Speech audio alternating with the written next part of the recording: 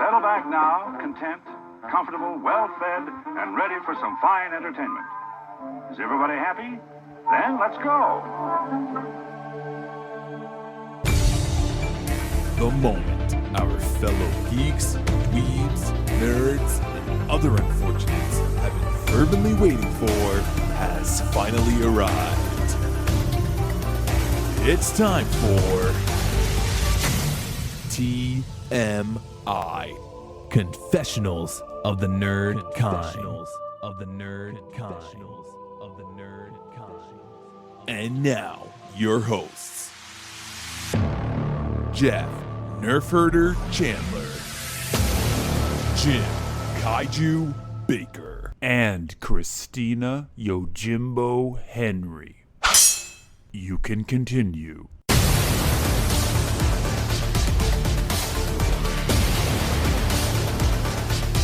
And now, let's get on with the show. Here is TMI. Brian, 8 o'clock show. Friday night opening weekend. Yes, and we will talk about that. Okay. So, and on that note, are we we're officially in? Yeah. We are in. So welcome again. Week in, week out. These weeks are just flying, Jim. My son, 10 years old, said, wow, it seems like yesterday it was New Year's Eve because it was a big New Year's Eve for him. It was the first time we let him stay up. And nice. yeah. And I'm like, just think of it this way. There's less time between now and Christmas than there was between New Year's Eve and today. And that you just brought us all down. Nice.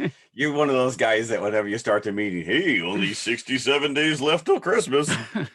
Yeah. As a Santa's helper, I say, screw you. And one of these days, we got to get our erstwhile member back. Christina, if you're listening. Yes, we do miss you. Come on back. Especially on this second feature would have been fun. Yes. Oh boy. So let's see. What are we talking about this week? It's a theatrical exclusive. No streaming available. Yes, even if we wanted to, couldn't watch it at home. Have to go to the theater for this. Nope, had to go to the theater. Snake Eyes. G.I. Joe Origin. Although, there's a caveat to that. Paramount Plus will be streaming it 45 days after its theatrical release, but who wants to wait for that? The bigger question is it going to be a premium access like what Disney does, or is it just going to be like, boom, here it is. Now you can watch it for free? It doesn't matter to either of us because I doubt you have Paramount Plus, and neither do I. I do not. That is one of the few streaming services. And that's, it's funny because my wife does not watch television at all. But there's one show, Yellowstone, that she really wants to watch, and it's on Paramount. So I will say, very little news. Marvel and DC comic creators are getting this kind of shut up money because they're complaining that, here they are creating these characters that are now making multi-billion dollars in the box office, and they're not being reciprocated or compensated for them in any way, shape, or form.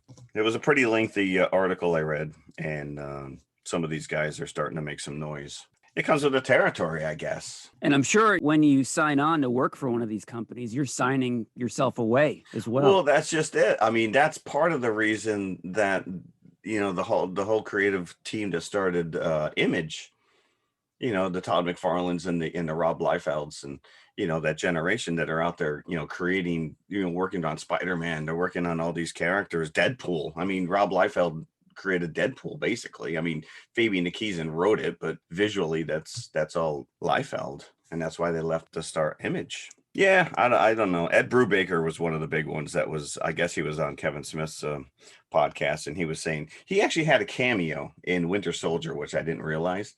He says he makes more money from the SAG residuals of Winter Soldier than he did from actual Marvel paying him to create the Winter Soldier. Cost of doing business, I guess. I don't know. Siegel and Schuster, I think they signed away the rights to Superman for like $130 back in the day. DC did do the right thing eventually. That's why you'll see every comic book, and movie, they get credit for creating that character. And I'm sure that their family gets some kind of something. You know what we didn't talk about last week, which were the Emmy nominations. So not only did The Mandalorian get nominated for Best Outstanding Series with 24 nods, but Paul Bettany and Elizabeth Olsen were both nominated for Best Actor and Actress in a Limited Series. Good. Yeah. Yeah. This one I did find funny though, which is Don Cheadle is nominated for outstanding guest actor in a drama series for Falcon and Winter Soldier. The guy was on screen for like 12 seconds. How do you get nominated for that? But what was funny is his reaction. He's like, I don't understand it, but I'll take it. Yeah. Yeah, I don't blame him. I'd be like, wait, what? Yeah. Outstanding guest actor in a drama series. Really bizarre. I did see that Cobra Kai is up for outstanding comedy series. Comedy series. Yeah, that's... I mean, I love it. I enjoy it. I think it's really brilliant what they're doing with it. But would you put it in a comedy category? Unless, you don't take it seriously at all, which is maybe an insult to the show. I don't know. Well, they're probably just happy to be nominated. Yeah, it's like a Don Cheadle. We'll take it. Yeah, right. Correct. Yeah. No. Yeah. Do you want us to review? No. Keep me in. I'm good. Yeah. So the only other news item, and this just popped up last night, Jackie Mason, 93, passed away. Are we going to put him in the we thought he was already dead category? Unfortunately, yes. Yeah. If you look at pictures, he did not age well. But I feel like he was 93 when we were in the 80s. Yeah. He is always old. I never knew him as anything. Talk about an old curmudgeon. And it's funny because I was hanging out with a bunch of people last night, and like 3 of these women had no clue who he was, even when I showed them pictures. So then we're trying to pull a video, his stand-up routine, because he's very iconic, the Jewish, the guy lived and breathed in the Borscht Belt up here in maybe just hearing him might spark a memory. Do you know what got the biggest aha moment was? I said, do you remember the anteater in the Pink Panther cartoons or the aardvark? I'm going to get you, Ant. And they're like, yeah. And I'm like, well, that's not him, but that's what he sounds like. And I always thought that was him, but it's not the case. So that's it. That's all the news I really have. There's not much going on today. But we could kind of parlay into the news our experiences of going to the theater to see our first film. We do need to talk about this because I went, like I said, I raced from work Friday night. 8:00 showing, prime opening weekend, 8:00 show on a Friday. That to me is packed theater, right? Yes. Okay, especially because it's not screening on any streaming services. It is, you can only watch this in the theater. And this is when you got your prime audience of teenagers. So it is going to be packed to the rafters, right? This is not necessarily targeting you and I. It's kind of like the slightly younger generation, because I mean, I grew up with G.I. Joe, but when I was in college, G.I. Joe, we'd watch it because it was on. But, I knew a girl I dated at the time, her brothers were huge into this. So I would watch it with them all the time. And they had all the action figures and the play sets and whatnot. But the action figures and the toy line came out well before the cartoon did. Yeah. And it kind of coincided with the Marvel comic, as a matter of fact, because the comic, I believe, #1 came out in 82. And this is also right around when that toy line came out. And if I'm not mistaken, the cartoon didn't come until a couple of years later, like maybe 83. Yeah, I was going to say it was slightly 80. Yeah, because it seemed to be in that block with Thundercats and some of the other stuff. So I was still in grade school when it came out, probably around 11 when the great show my age. When the toys came out, not when the cartoon came out. All right. So I was all about collecting those just because of the articulation, because I was used to the Star Wars figures, which I loved, but you couldn't bend the elbows, you couldn't bend the knees, so you couldn't really do a lot of poses or action with them. Yeah, I think you can thank the Micronauts for that, by the way, which are also Hasbro, and we'll back end that because Hasbro, this is a Hasbro property, and it looks like they now have their own studio. There was a Hasbro studio. It wasn't called Hasbro Studio, but it was like, I don't know, Hasnot or Hasban or something like that at the beginning of the movie. That would be perfect. It was Battleship a Hasbro. It must have been, right? Yeah, Battleship was Hasbro, I think. Yeah, I think so. But so I get to my theater, and my regular lady Carla's not there, and I'm like, all right. So the girl behind the counter, boom, large popcorn, extra butter, and I want my drink. It sounds like you're going to a hygienist. Like my regular wasn't there. Yeah. I had to go to another hygienist. I know. Well, she knows I like, and I have to say it now in layers. And do you know what I was told? I was promptly told we have a corporate wide shortage on large buckets of popcorn. We don't have buckets. All you can order is the medium. A Regal shortage? Corporate wide is what I'm being told. Corporate wide Regal shortage of large popcorn buckets. So immediate, and I haven't eaten, so this is going to be my dinner. And she just holds up the bag, and I'm like, I don't want the bag. You put the extra butter in that bag, and this thing is just soaking through my pants. It's a disaster. You got to bring a garbage bag next time and right? say, fill That's this. We used to fill a paper bag with popcorn when we went to the drive-in. Like a large paper bag. But this is weird because I went to Regal, got a large popcorn, and they didn't say anything. And you had a bucket? It to me. I had a bucket? Yeah. Boy, you better hold on to that bucket because apparently you better like bronze it.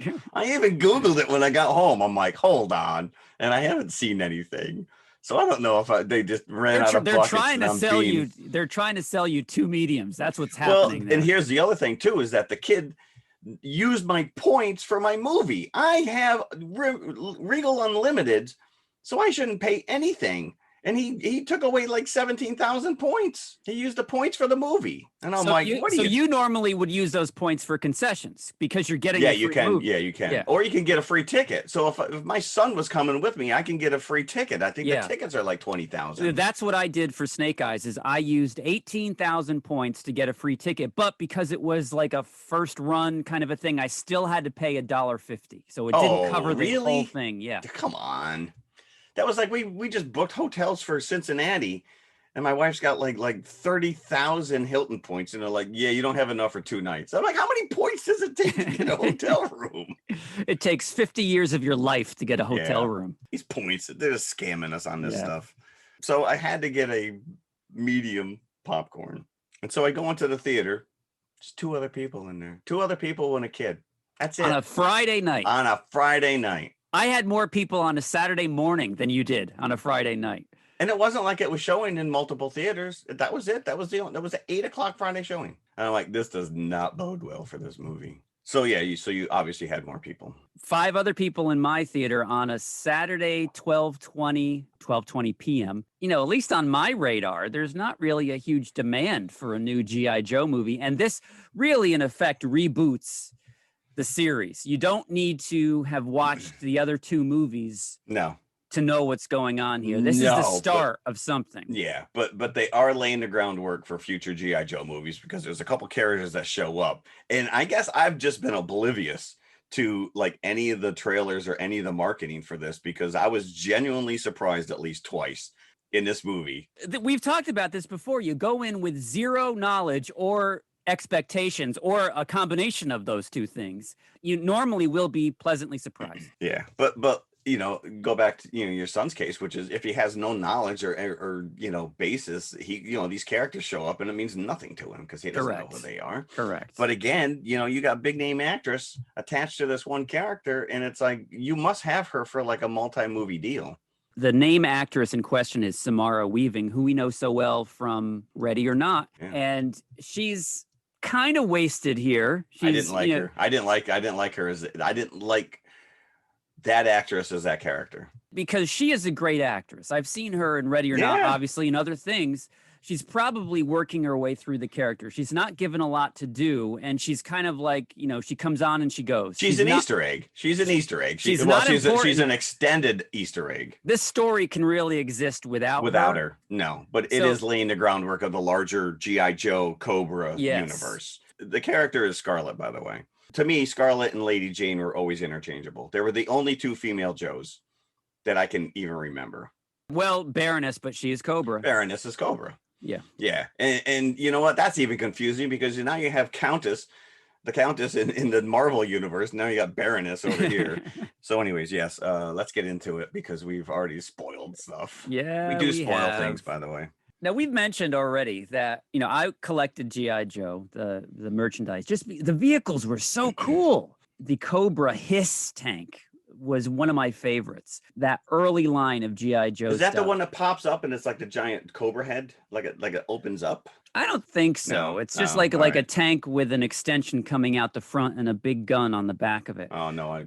Maybe I just made up my own vehicle, though. You would set up battles. Once you had enough of the vehicles, I had the Cobra Jeep, the Cobra tank, and a couple of the G.I. Joe vehicles, and a lot of the figures, the early ones like Scarlet, Snake Eyes, Gung Ho, like these types of names. Did they interact with the Star Wars universe characters?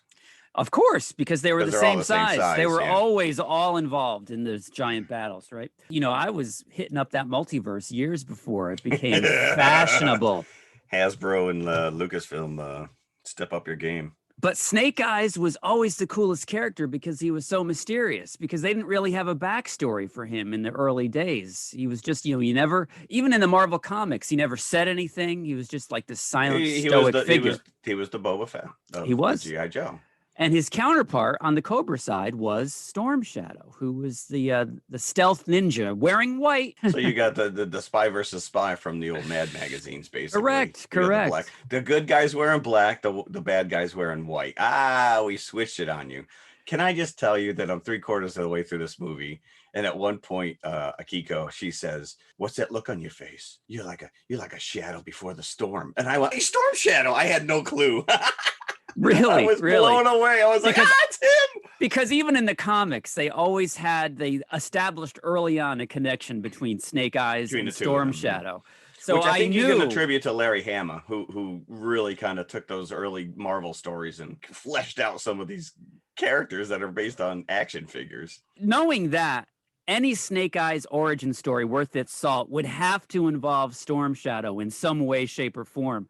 So I was looking, and I would have been completely disappointed if the character of Tommy didn't turn out to be Storm Shadow. Tommy, but I just think like Power Rangers when I hear the name Tommy. And of course, there's 2 other G.I. Joe movies. Like you said, this is kind of a reboot. And Ray Parks had actually played him in the other 2. And again, he doesn't speak, so it's just all action stuff. But I don't even remember. Did you see Snake Eyes' face in those? No, I don't think movies? so. I'd be hard pressed to tell you yes or no, but I'm going to say no. And that was the like you said, that's the mystique of the character, is that he didn't talk, and this guy doesn't stop talking. His name is Snake Eyes throughout the film. Like, I guess as a kid, he called himself Snake Eyes, but he doesn't become the iconic version of the character that until the final 5 minutes of the movie. So I was waiting for his throat to be slashed, so he'd be moot. Like to give a reason why he didn't speak. Correct. Yeah. No, that didn't happen either. By the way, this episode's full of snakes, by the way. So if you have what is it, ophidiophobia, fear of snakes, you might want to look away. There's some giant snakes in this one. Giant snakes. I didn't see those coming either. It suddenly became Conan the Barbarian. Yes. Yeah. I was like, oh crap, it's Anaconda Black Orchid all over again. So this guy, Robert Schwenke, who directed this, he directed R.I.P.D., which is to me a very underrated movie, with Ryan Reynolds and Jeff Bridges. Oh, I've never seen that. Rest in Peace Department. I know what it is. I've never seen it. You cannot take it seriously at all. It's very tongue in cheek. Once again, Jeff Bridges just friggin' rules the screen.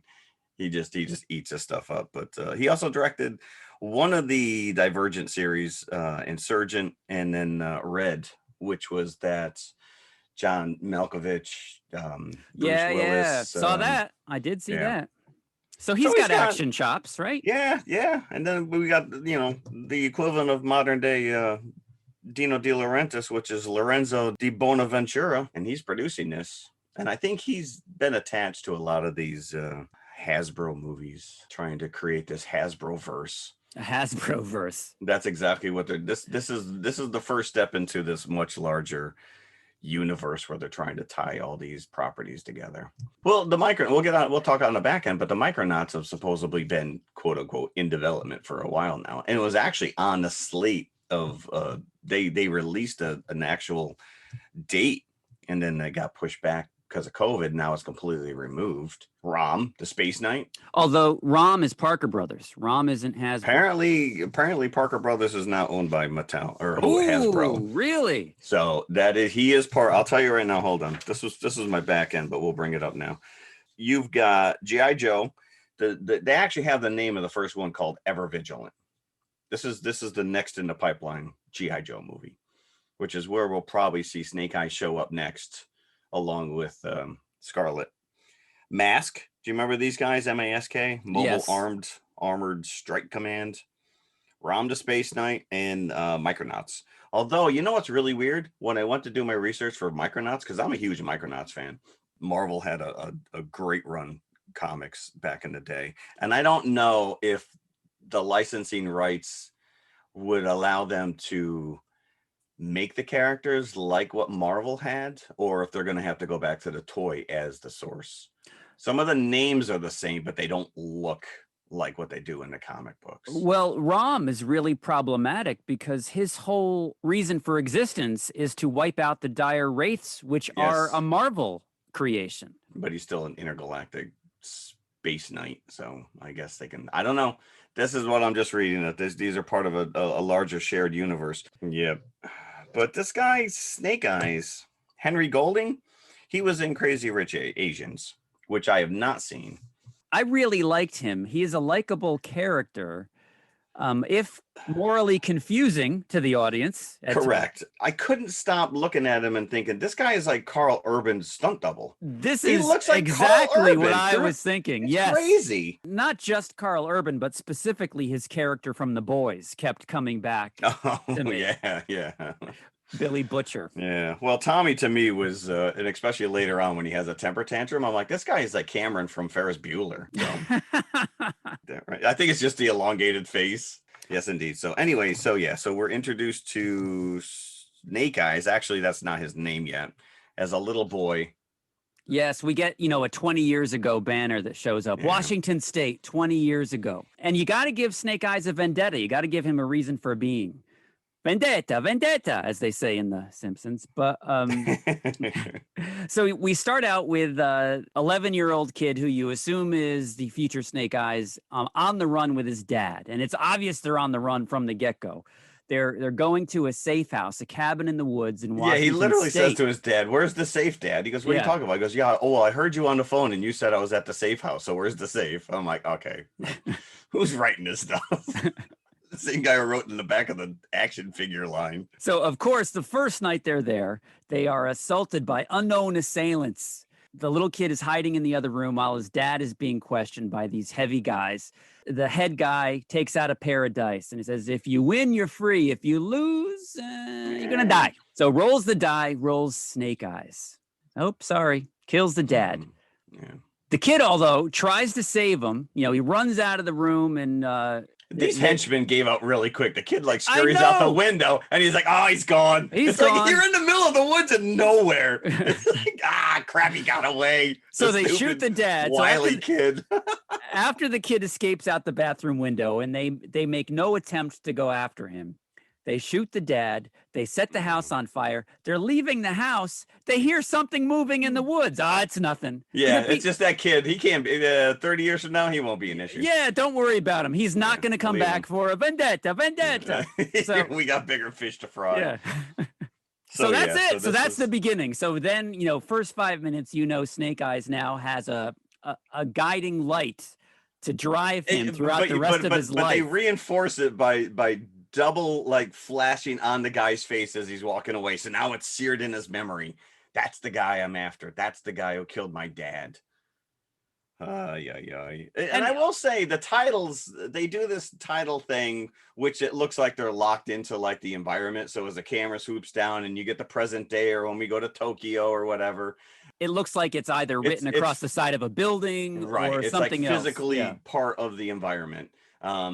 And I'll say when we get into the end credits, I will tell you right now, if you're prone to epileptic seizures, don't watch it because it is something to behold. But we'll get there. So there's a flash forward. So we assume 20 years later, and you're looking at a bootleg bare knuckle boxing match with what you assume is the character of Snake Eyes as an adult. He is fighting some other tough guy that looks like an extra from Snatch. And this whole scene is stolen right out of Snatch. So he's getting his ass handed to him until the end where he takes a chain and then finally beats the guy down. Yeah. And somebody is watching from the rafters who ends up being like a Yakuza underworld figure by the name of Kenta. And he offers Snake Eyes. And you never know this guy's name. He's only just Snake Eyes to the audience. You never know his real name. Yeah, that's I'm going to name myself after the thing that killed my dad. Yeah. Yeah. So, Do you think it's on his driver's license? I wonder what it says. Eye color, snake. Snake-like. Maybe he's blue like David's. Maybe. So this guy knows everything about him. He knows that his dad was killed, and probably absolutely knows he was killed by Cobra, but he's holding that information back at this point. He shows him the newspaper article of the write-up of the mystery murder in this cabin in the woods, saying, I can find your dad's killer if you come work for me. Yeah, so apparently this guy's like a grifter, and he's just going from fight to fight trying to make money, but he's unsuccessful in trying to find this guy who actually killed his dad. So not a very good espionage. No, not at this point. And of course, Kenta says, I've got connections. So I know, especially when we're talking about murder, who does what. So he becomes Fish Boy. Fish Boy. After this. Where he's gutting tuna and shoving firearms inside the fish. Giant tuna, by the way. Yeah. Well, yeah. Not like the tuna cans. How they get those guys in that little can, I have no idea. Yeah, so this is what he does for this Kenta guy.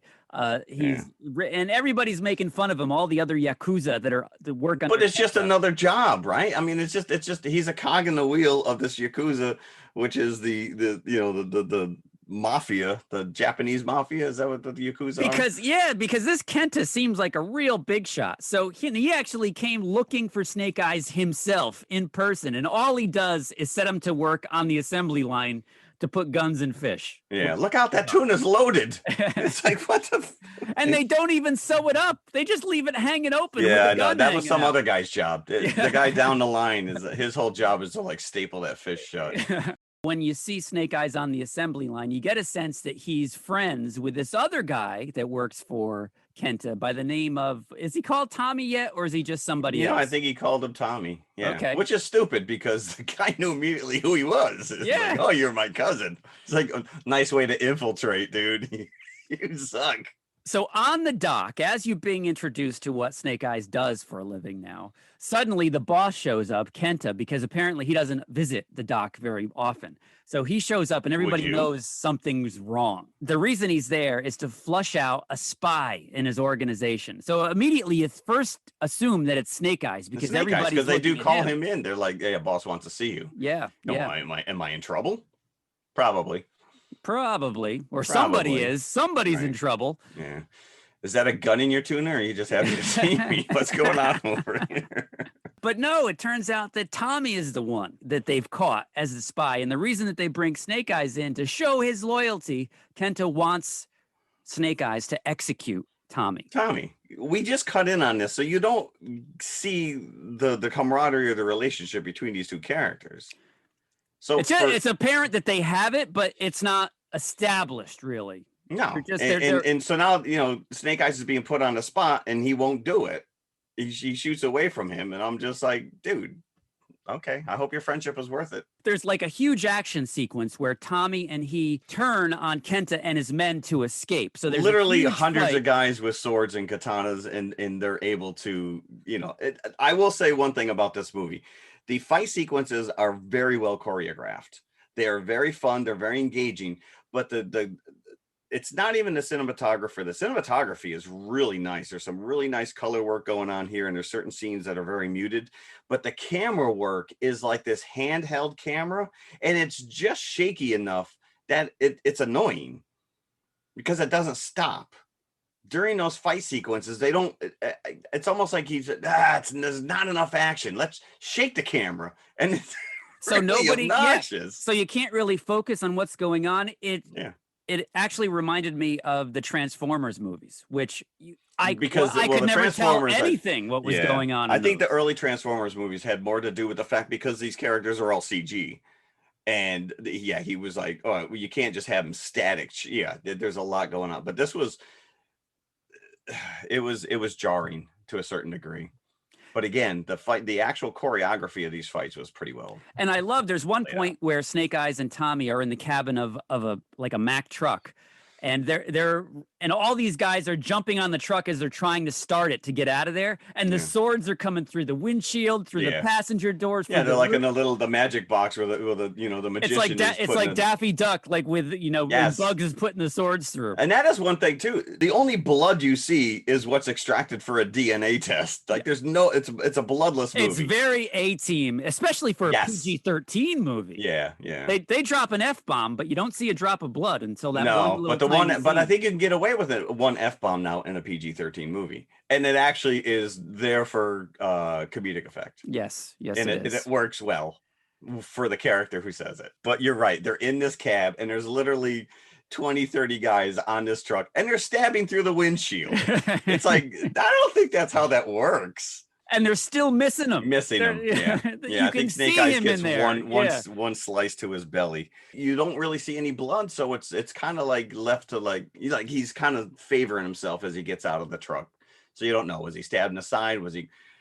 But then you cut to him waking up on this private corporate jet, and you find out that Tommy is like heir to this clan. And I'll be damned if I can say the name of this. Like I literally have it spelled out in front of me, and I couldn't. I'm just gonna say the clan. I'm not even going to attempt to say it.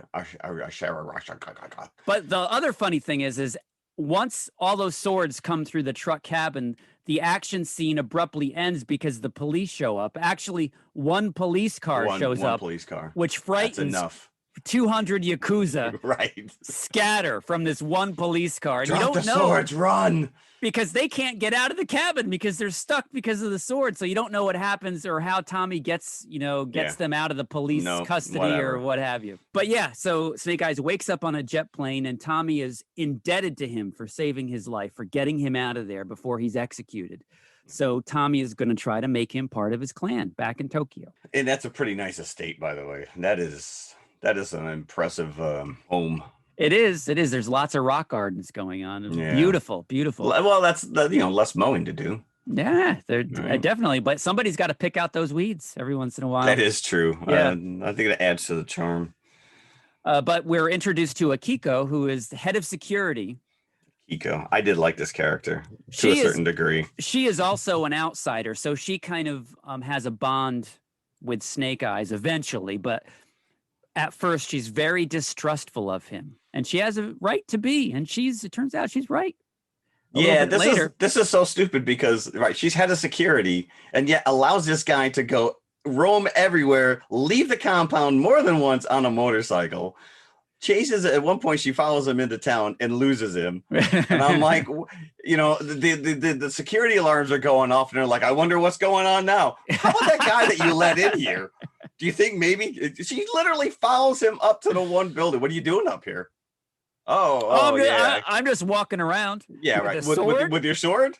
Yeah. I will say right now, the first half hour of this, I was ready to trash it. But once he takes the bike and he goes into Tokyo and you find out that he is playing Tommy, that he is still working for the Yakuza, and that he is now infiltrated. He has gotten Tommy's trust to get into this compound, to find this magical gem that the family, it gives the family powers. And after that, I'm like to me, that was a total twist. And I'm just like, all right. Because up to this point, it's kind of like, just your standard, here's the guy, he's misunderstood. He finds this other guy that he's going to learn the ways of the clan and become a ninja.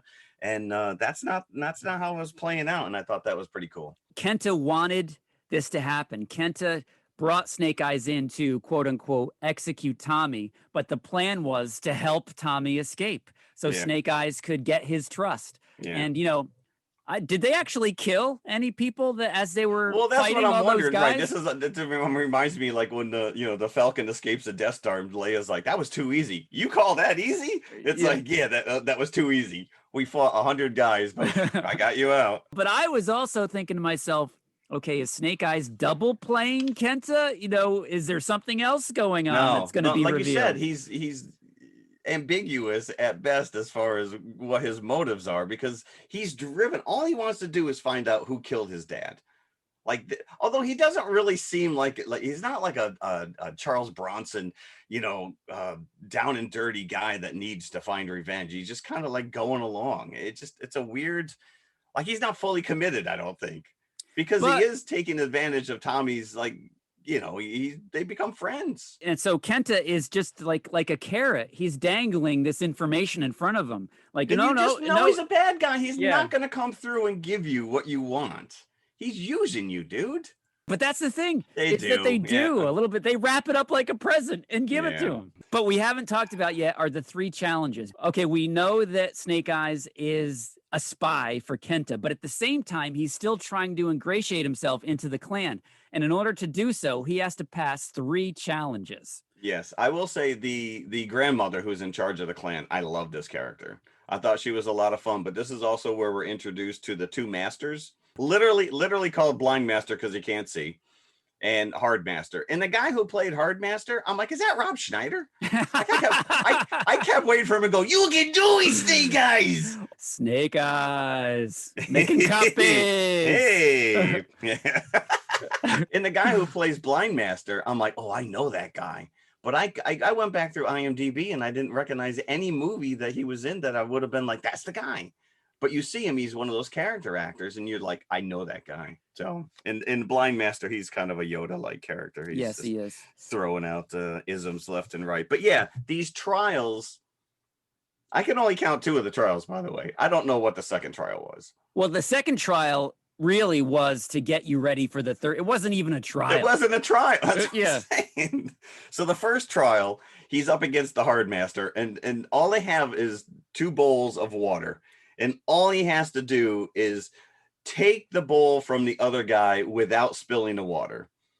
And of course, he goes like a bull in a china shop. He comes running at the guy. They're punching and fighting. And this to me was very much Doctor Strange when he was training early on and just getting his ass kicked. I was thinking to myself, how many chances does he have to get that water? I think they told him 4 chances. You have four chances, because I was like, usually it's 3 strikes, you're out. And I counted 3 where he was unsuccessful. No, I think it was 4 shots. But let me ask you this. Couldn't he have just consumed the water? Couldn't he have just drinking the water?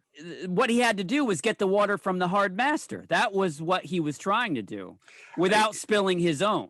I will just tell you that Shifu and Po did this much better in Kung Fu Panda, where he was trying to get the wonton. At the beginning, they tell him, leave your ego at the door before you start this challenge, which is the key to the challenge, it turns out. Then he finally figures it out with the 4th and last try. He figures out, I just have to ask him nicely, and he'll give me the water. Which is something that's kind of like, oh, come on. It's like, really? That's all it took? That's all it took. It's like, whatever. So yeah, so he was down to his last shot and he got it right. So now he's, and like you said, Akiko, she's still, this is not a good idea bringing this kid in here. My home's your home, man. Whatever you want. Yeah. Tommy's not very smart. He saved my life. Yeah. I know what I'm talking about. Although I will tell you, by the end of this movie, I am so team Storm Shadow. This guy got screwed. Yes, he did. Because of Snake Eyes. This guy lost everything. No wonder why. The ridiculous. Well, we'll get there. We're not there quite yet. So Tommy is not only allowing him, to stay in the compound, to use any of his toys, like as he calls them, right? Which means his motorbikes and everything else. He also gives him a special sword called Morning Light. Yes. Which doesn't really do much. It's not like it's a lightsaber or anything. No, because we're led to believe that this stone is imbuing this clan with magical powers, but nobody seems to have any magical powers except the bad guy when he takes it. Why wouldn't you go right there and grab it? And like, I got the stone, dude. So at this point, that Snake Eyes is playing Tommy. So his eyes are open as to where this stone is. And he gleans that the stone is under a DNA lock that only like 2 or 3 people in the compound have access to, like the grandmother and Tommy himself, and I think one other person. And so then Snake Eyes works out where this safe is. It's holding the stone. Now he has to figure out a way to get himself in there. This is where he's literally sneaking around in the woods on the compound. This thing is under house arrest. There's guards left or right. They see him coming, and the guard takes a step to the right so he can't, advance any farther. I'll just go over here behind this tree. You won't see me. You're about 45 minutes into the movie at this point, maybe an hour, and suddenly Scarlet comes in out of nowhere. Like she hits the airport. She's in Japan. And it turns out that she's working with the clan. She knows the clan. They know the Joes. And she's tracking Baroness to Tokyo. Yeah, and we do see that in a little, like, I thought she was just an Easter egg when we saw Baroness on the computer screen when they were showing like the layout, and you could tell that, you know, the brunette with the cat glasses. That's all you need to see, and you're like, oh, that's Baroness. But nope, she shows up on screen. Baroness is working with Kenta, so we have these two new characters on either side. Yeah, and you do get a little. Where was the scene where there was like munitions or something? And you saw the Cobra branded logo, and that was after Scarlet was brought in, because she says, "Oh, that's Cobra." I'm like, "Yeah, I know." Yeah. But again, you feel like it was just a little throwaway Easter egg that you catch it, but no, they go deep in. They're like, "Oh yeah, Cobra exists, and you know, here's GI Joe. We're good guys." And the reason Kenta is asking Snake Eyes for this jewel is that Cobra wants it, and Kenta is supposed to get it for Cobra. Right. Yeah, but we don't see. There's two people in this movie that I really thought could have been Destro, and even the guy who killed his dad could have been Cobra Commander, because his voice was kind of right there. It's unbelievable what happens to this guy in the end, or what doesn't happen to this guy in the end. Yeah, because this is the whole build-up. This is the character's motivation for the last friggin' 30 years, 20 years. But there is a nice sequence where once Tommy finds out that Kenta, because you know, Tommy has no love for Kenta. So once Tommy finds out that Kenta is in Tokyo from Scarlet, he goes right after him. And so now Snake Eyes has to pursue. On one hand, he still has to act like he's Tommy's friend. But on the other hand, he has to protect Kenta because Kenta knows who killed his dad. So that's a nice sequence, how he plays that. Yeah. On the motorbikes, and they're chasing. He's trying to help him out at the same time. There was once or twice when they're on the motorbike and you're like, all right, that's a rear projection screen shot. But otherwise, you just buy the fact that these guys are out there fighting on the streets of Tokyo. So now it's established that Kenta is in Tokyo and Tommy is after him, but Kenta gets away during their first fight because Snake Eyes enables this to happen. But in the meantime, he's still going through the trials. So he has the second challenge, which we find out is really nothing. It's just like, it's like the tree in Dagobah, where Luke goes into the tree. Oh, that's right. Yeah, he basically, follow the light into the woods. That's right. You're right. Yeah. So basically all the second trial does is get you psychologically ready for the third challenge, which is fighting giant snakes. So I don't know. Not fighting them. The whole point was to not fight them. When those snakes came out, I'm like, is that Dirk Benedict? It wasn't. I thought that the only connection between our two films would be really the title, Snake Eyes and... We didn't even mention what our second feature is yet. No, not yet, but we're holding back on that. We are holding back. If you listened last week, you know. But it was complete Conan the Barbarian when he falls down into the chamber and he's told that the anaconda will not attack the pure of heart. I would not test that myself, by the way. No. Yeah. We see how anacondas are. They're a little moody. So where Conan, though, has one giant snake, this has three giant snakes. Yeah. And one is an albino, which looked pretty cool. But we know at this point that Snake Eyes is not pure of heart. He's playing the clan. So they're about to eat him. The anacondas are squishing him. They're about to eat him. And Akiko jumps in to save him because they've bonded, because Snake Eyes has admitted to her that he's orphaned, that his father was killed. And I think she must feel simpatico with that. Way. So just however many eons of tradition, they're just thrown out the window.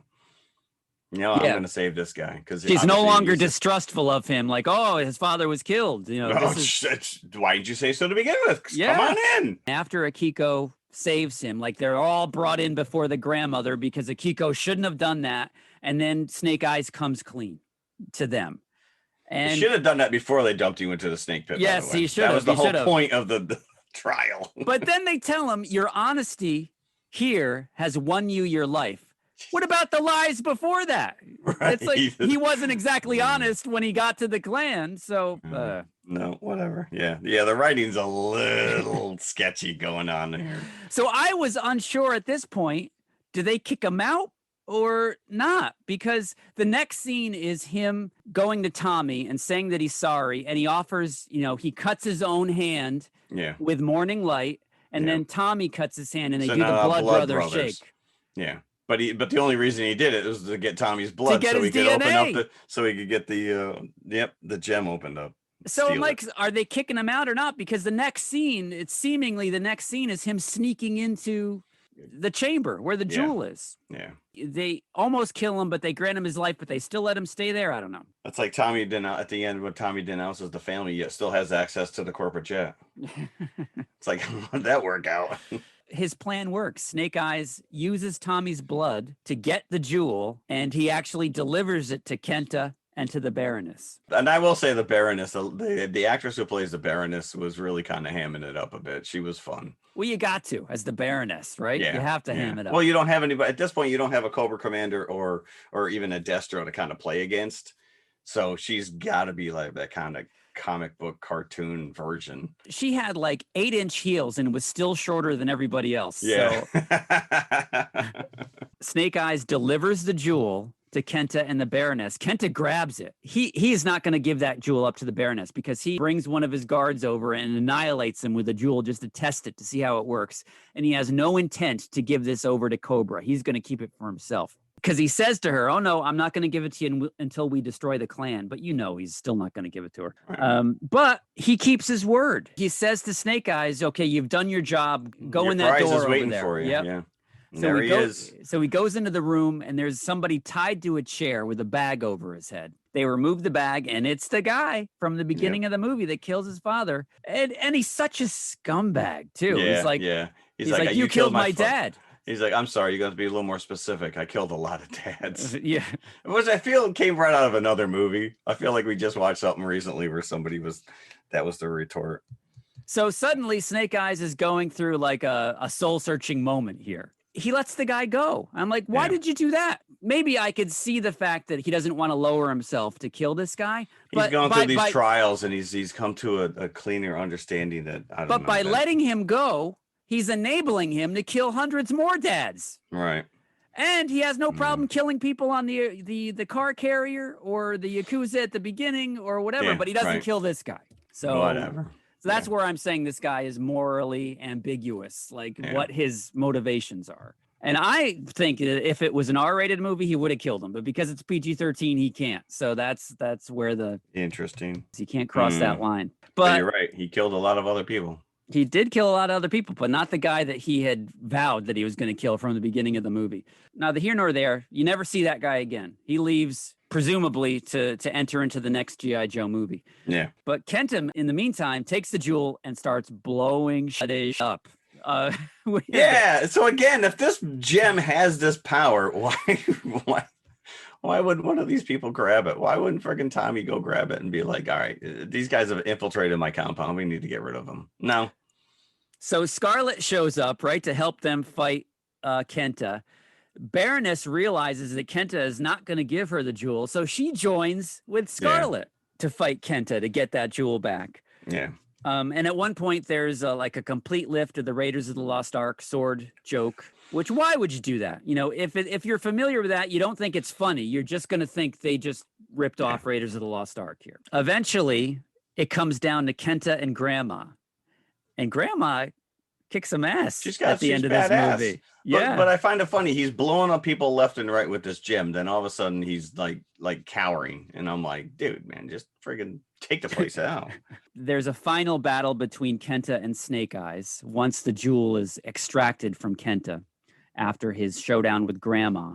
And Snake Eyes... This is another Kung Fu Panda moment where they take the cart and fill it with not fireworks, but like explosives, so that they run into him and it explodes and it knocks the gem out of his hand. Yes. Yeah. And then Tommy grabs the gem and starts using it.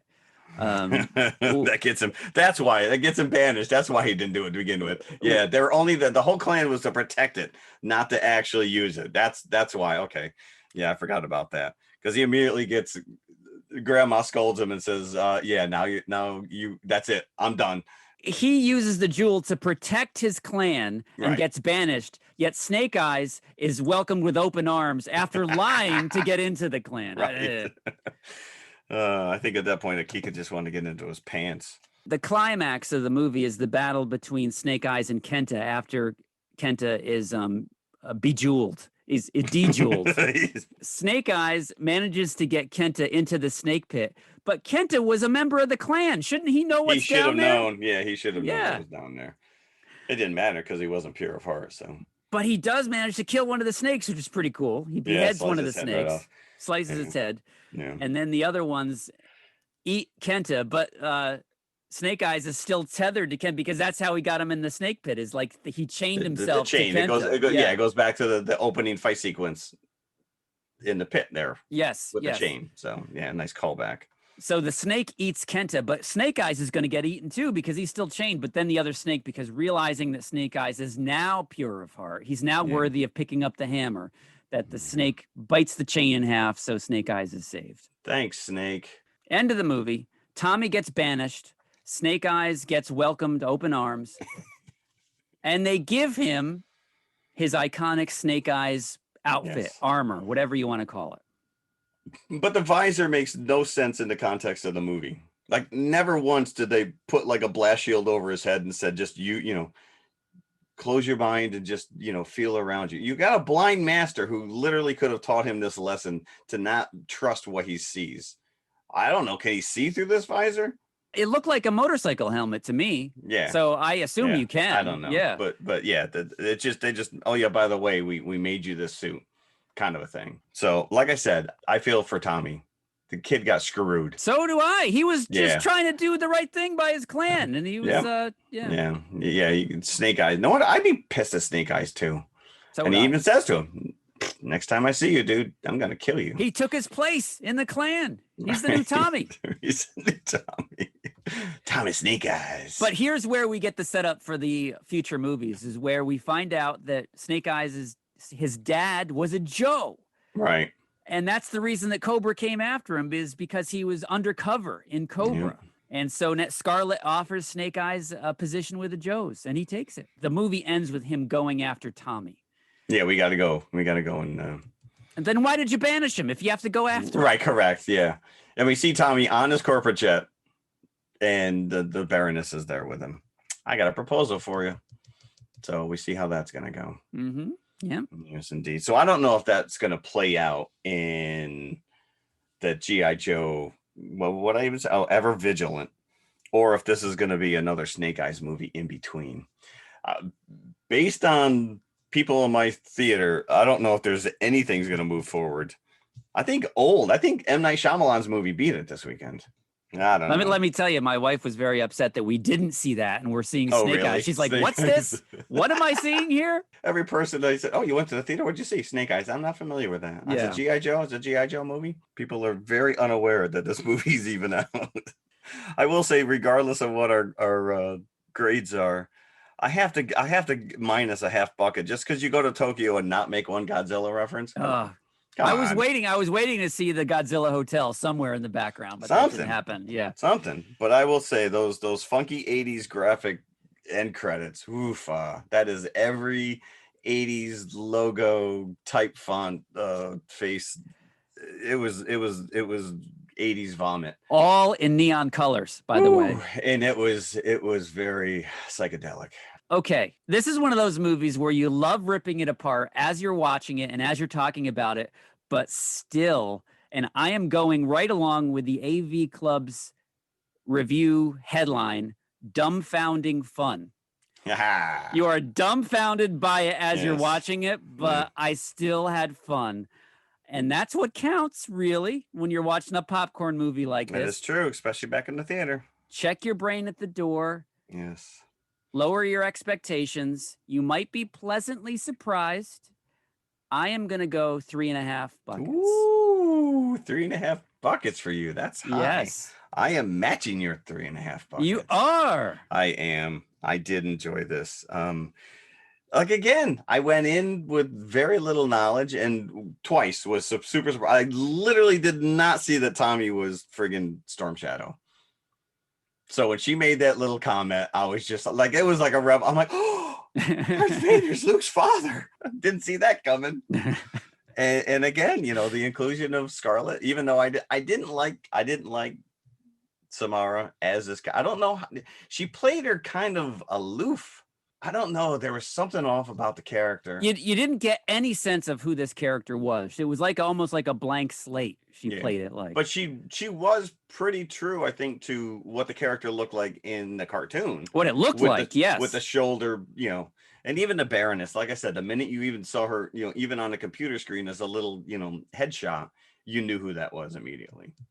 Although I did miss like the action figure Baroness, like the getup with the big Cobra insignia. I would think that, you know, I mean, outside you didn't really see any Cobra logo except for the box, you know, the box with the guns. Yeah. Yeah. So I'm assuming that, you know, next iteration, you're going to see Cobra.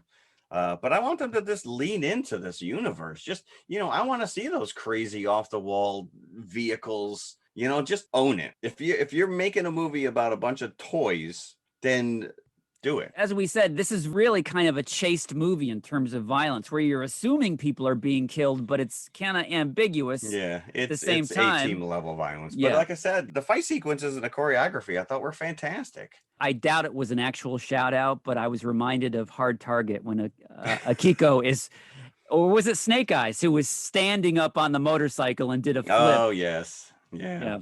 And like I said, we talked at the top of the, you know, this thing is intended to be a much larger Hasbro shared universe. You could see these guys fighting side by side along Mask or the Micronauts for that matter. Or ROM. I really hope if they do ROM that they in some way partner with Marvel. I can't see how. I know. You think at some point, you think about the aesthetics of pulling something like this together, and you think like animated, you could do something like this. I mean, some of the stuff is out there. I mean, the Micronauts, the Quantum Realm is really just the Microverse renamed because of legal reasons. So that's where they reside. So this thing was filmed in Vancouver and Japan, and I really didn't think that Japan played into this at all. I thought maybe that was like some backlot, but I guess they did film in Japan. When they first arrive, they're going through downtown I know, but Tokyo. that's all stock photography, you know, filming it as you're driving by. This was obviously originally set for March 2020 of last year, but then they did reshoots as late as March of this year. So I don't know what was reshot. I don't know what was, I mean, that is par for the course with these movies, but you're right. It will be available on Paramount Plus 45 days from now. Since it just came out, it's too soon to tell, but will it suffer from only being available in theaters? Theaters are screaming because the theatrical numbers for Black Widow dumped like 80% into the second week. Every person I know who watched Black Widow watched it on streaming. I'm the only knucklehead who went to the movies that I know of. I mean, again, there were a fair amount of people, but you buy it for $30, two families, you watch it, and now you own it. I know people that watched it 3 or 4 times already. When we went to see Snake Eyes just yesterday, even though I got 1 free ticket, taking 3 people with popcorn and 1 drink, that was $40. Yeah, that's all it takes. Yeah. Yeah, this is the world we live in now, which is... But you know what you can't see streaming is our second feature this week. Featured heavily into my childhood. They played this on TV quite a bit. Back in the 70s, early 80s. I did see, because I was trying to put those numbers together because this movie came out in 1973. And we were talking we should go. Let's go to 10 seconds. Yeah. First. Oh, wow. We're jumping the gun here. We forgot our own format. What the hell is going on here? I know. So let's talk about spending $40 at the theater. Let's drop some cash and come back for... Right. Are you leaking? That's cheap. Da da da da da da. Oh, you're it. No, I'm not. Come on. I'm it. 1, that's 2, that's 3, that's treat. 4, that's 5, that's 6, that's treat. 7, that's 8, that's 9, that's treat. That's treat chocolate drink. Oh, that's treat chocolate drink, please.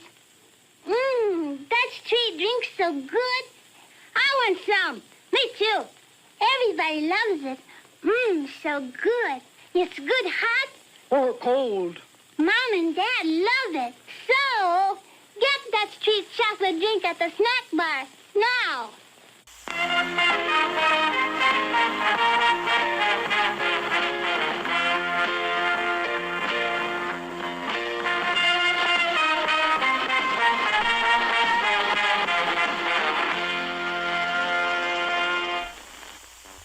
Okay, we're back. We are back. And I got my medium-sized popcorn with the extra butter, so it's now soaking on my lap as we speak. Sorry to hear that. You need to bring a bib next time. It's like eating lobster. I need like one of those, those meat cutter skirts. Not to pat ourselves on the back too much, but we just thought it was brilliant of us. We were a little too proud of ourselves when this fell in our lap, because we've been talking about this movie. This is a movie, I think, that impacted both of us as a kid. And, you know, crunching the numbers, like we said, this movie dropped in 73. Neither one of us saw it in the theater. But it looks like NBC obtained the rights in 1976. So that would have been somewhere in that window is when we saw it. I never remembered it being on network TV. I saw it like on WPIX on Saturday afternoons. Really? That's when they would show it when I saw it. Yeah.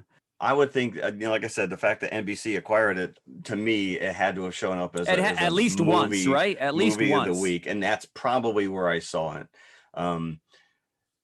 And just like when we watched Octopussy, there are certain scenes in this that I mean, again, I have not seen this movie since that one time, but it was enough to scar me for life. And when those scenes come on, I'm like, that's it. That's exactly how I remember it. I didn't inflate it in my brain in any way, shape, or form. This is the movie that I remember.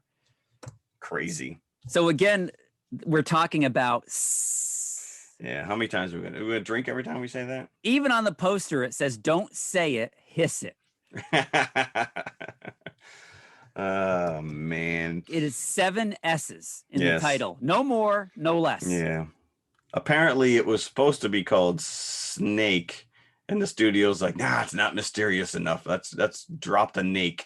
In the UK and Japan, it still was titled Snake. Oh, really? In some international territories, yes. So there are international posters that have that logo on there. Our Instagram graphic, I think that it's the Spanish.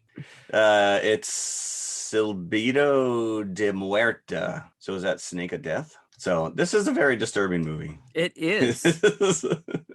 And it is so entrenched in the 70s. It is so cheese. But this is the first Richard Zanuck, David Brown produced movie together. Who went on to do Jaws 2 years later. 2 years later. Universal, man. Is it Zanuck that looks like Skeletor? Yes, that's him, yes. right? You brought that. You brought that up a couple of times. He's scary looking. So, but yeah, I mean, right out of the gate, they make this movie and they're like, "Hey, we like what you did with those snake movies. What do you think about Giant Fish?" The movie sets you ill at ease right at the beginning because there's a message that they show at the beginning. You could never have a movie like this now. This could never happen. This could, at the end of all the movies where it says no animals were harmed in making this movie, you can't say that in this movie at all. Yeah. So what's the actual? So that's part of what's disturbing about it, actually. Yes, but it says, this is almost like a snuff film. we wish to thank the cast and crew for working under such hazardous conditions, meaning that they used real snakes. Yes, they did. Well, you see snakes bite people. Oh my gosh. There's a couple times the snake is literally biting somebody. And these are the actors that they actually, because there's an interview with Dirk Benedict from like a contemporary interview, and he is a character, let me tell you. The 3 main actors, which were himself, Heather Menzies, and Strother Martin. They had to get actually bit by, of course, non-poisonous snakes, but still... They had to get bit on camera. I'm still getting bit by a snake. That bullshit. I'm sorry. I'm not petrified of snakes, but yeah, I don't need to get bit by one. Oh man. Heather Menzies, by the way, who plays Christina. Like she was one of the Von Trapp dolls from Sound of Music. Yes. How far did you fall? Not just a production of Sound of Music, the big screen musical starring Julie Andrews. Yep. She was also in Piranha. And she was in Captain America with Reb Brown, who plays Captain America in the 70s TV show. And she was on Logan's Run as well. Yes, Logan's Run on the TV show. Yeah. And Strother Martin, who plays Dr. Stoner, he was the warden in Cool Hand Luke. Yes. He's the guy, what we got here is a failure to communicate. But you're right, this opening pre-title card that just says, they're thanking the cast, and it says all the reptiles in this movie are real. Unlike snake eyes, these are giant CG snakes. These are real snakes. The king cobra was imported from Bangkok and the python from Singapore. And then there was all these other crazy snakes just in cages and biting people. Yes. as well as a mongoose. So this is like a really... Oh, it's not a real mongoose, by the way. The mongoose not. was played by a Tara? Ricky Tikki Tavi, if you want to call him. Yeah. I was going to say that this is a really skewed version of Ricky Tikki Tavi. He was the hero of the movie. So after this opening message, it's almost like saying the events of this film are true, you know? Right. Yes, correct. Yeah. So it opens... What you're about to see... with the doctor played by Strother Martin and some scumbag carny guy struggling with a huge box coming out of the doctor's basement. And you just hear whimpering coming from the box, like... Yeah. I would be too. The guy was not happy. Whoever's in that crate. No. You gotta learn some manners. So how much does he pay? $500? I thought it was 300. 300 for the carny pays the doctor, and whatever's in the box he's going to use for the freak show. You later learn. Yeah. The carny's like, "You're a genius, Doc. You're a genius." So you think that he's sold him things before this, and he goes, "I've never been called a genius for my failures."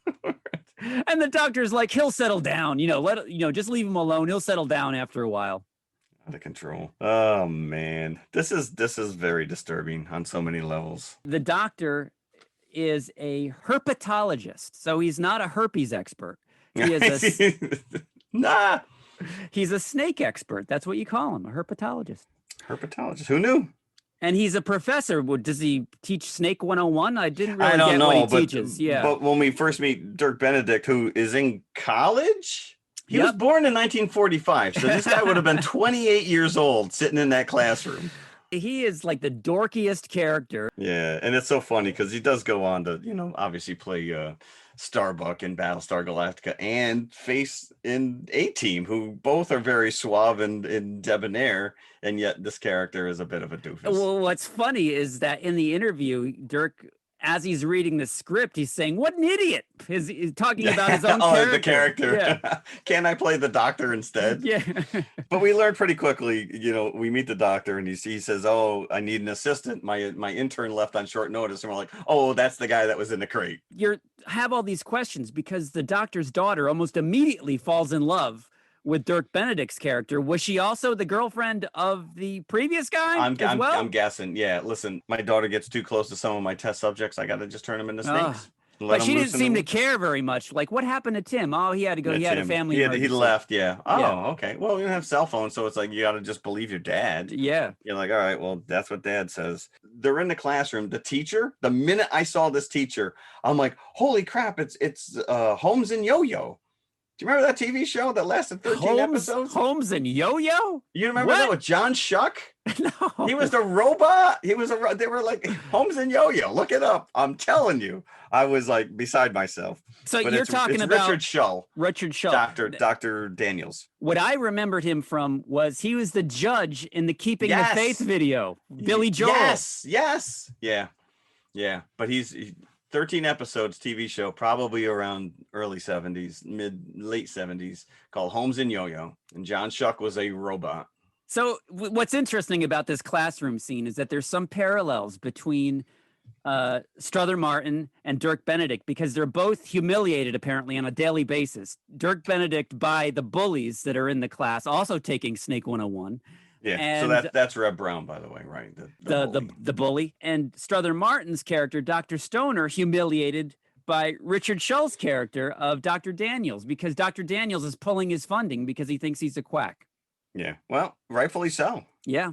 He had some really impressive snake drawings on that chalkboard, by the way, though. I have to give him props for that. Dr. Stoner takes on David as his new assistant, and it doesn't bode well for David. Immediately, the second he gets there, he gets his first injection. He's gone already. There's no hope for him. This is going to build to an unhappy ending. The whole thing is very disconcerting from the get-go. So it's just like a countdown for David from that point. And just like people are really getting bitten by snakes, he really got an injection in this scene. You can fake that, you don't need to put a real needle into someone's arm. So Strother actually poked Dirk Benedict with that hypodermic needle, which is crazy. Yeah. This guy's untrained in every aspect, and yet, oof. But David is told that he's getting these injections to inoculate him against the venom, because he's going to get bitten, and this is going to help but him isn't the survive. whole point? Isn't that the lore though, that you build up a tolerance by getting bit by snakes? Is he injecting him with? Well, obviously he's injecting him with something more than venom. I don't like. What is the end game with this guy? This makes no sense to me. Like what his master plan is. Well, because he mentions global warming, which is Oh, I love that fact. In 50 years, we're going to be without fuel shortage. And it's like that would put you at 2023. He's pretty much on. He's spot on with that one. So he's trying. So he envisions a world where humanity will need to be literally cold-blooded in order to survive.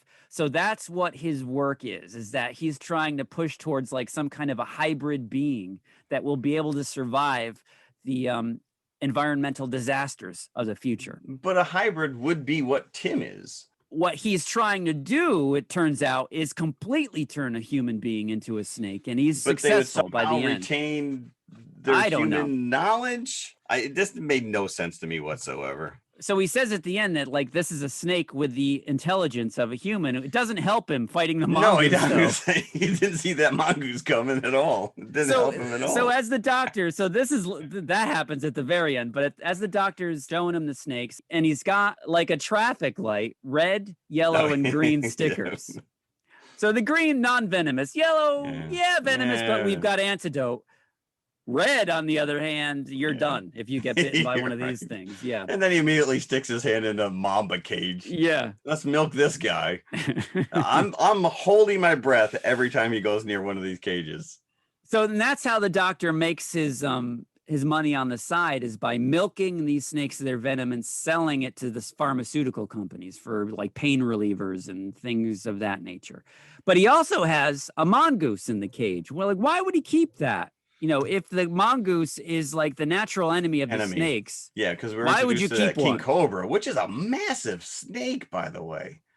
If I stumbled across this in the wild, I'd be dead. And the thing is just standing there, waiting for its opportunity to bite someone. Like, and it just stares the doctor down as well. As soon as the minute he puts, but the only time it gets agitated is when he brings over the mongoose in the cage. Yeah, and then it's kind of like, oh crap. Whenever you're in the lab, the mongoose never stops chattering. So that puts you ill at ease as well. That noise that you never he's completely surrounded by his enemies. Like he just wants to kill all these things.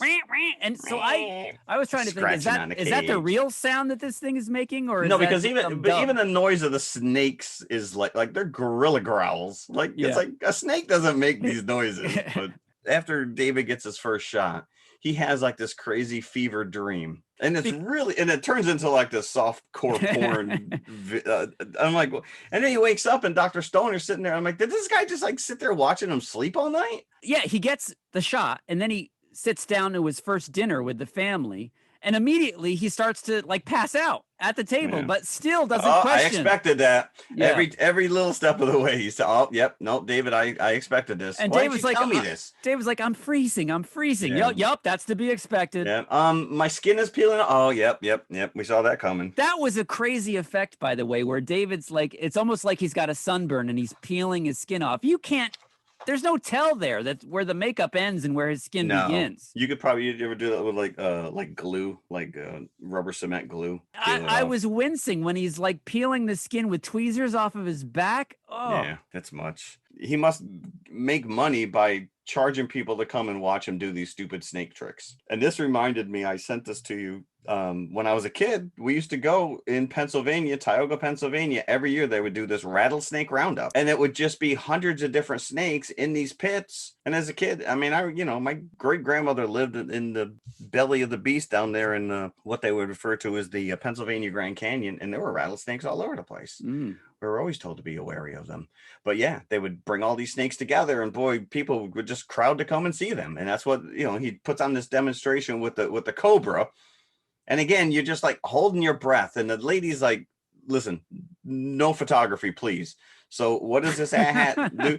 He breaks out a giant camera. It's not even like a cell phone camera that you can just slip up and sneak. No, he takes this giant camera with a flash and takes the picture at the most inopportune moment. And the doctor gets bit by the king And the cobra. doctor like looks at him like, you son of a, but they still let him stay. It's like they don't kick him out, right? Yeah. But where was his flute when he was doing that king cobra? Oh. And let me just talk about the daughter, Christina, who we mentioned is played by Heather Menzies. The most feathered hair I think I have ever seen. I said that hair is bad. My wife was like, but that was the style. What are you talking about? I think my prom picture looks like that. I don't think Jane Fonda and Clute had more feathered hair than this girl does. It looks like something you could just take off at the end of the day. If you do not like snakes, this movie is very cringe-inducing. It is because again, you see him taking these snakes out of the damn glass encase, and they're squirming around and they're biting him. You couldn't pay me enough to film this movie. Come on. As we said, the character of David is just like a dopey kid is believing everything that's told. Sure. Oh, I'm getting a paycheck. And your daughter's cute. Even that scene where he's peeling the skin off of his, the venom is burning off from the inside, your outer layer of skin. That'd be enough. I'm like, okay, we're good. We're good. No moss, please. It reminded me when I was in junior high, the kids that were always lucky enough to go to like Florida for vacation. When it came back, all the girls wanted to peel their back. Yeah. And I'm like, I never got that attention because I never went to Florida. And then the clueless cops show up at one point. Literally, they're clueless. We got reports of a missing intern. And they seem more annoyed than anything else. Yeah, his aunt called us. They said she hasn't heard from him. We're sure he's a hippie and he's off in San Francisco somewhere right now. Yeah. Just to complete our paperwork, here we are asking about him. It was like Enos and Roscoe from Dukes of Hazzard. Yeah. The doctor comes out, can I help you, gentlemen? And the deputy, can you get us a couple of girls, doc? As they're elbowing each other and laughing. Oh, man. Yeah.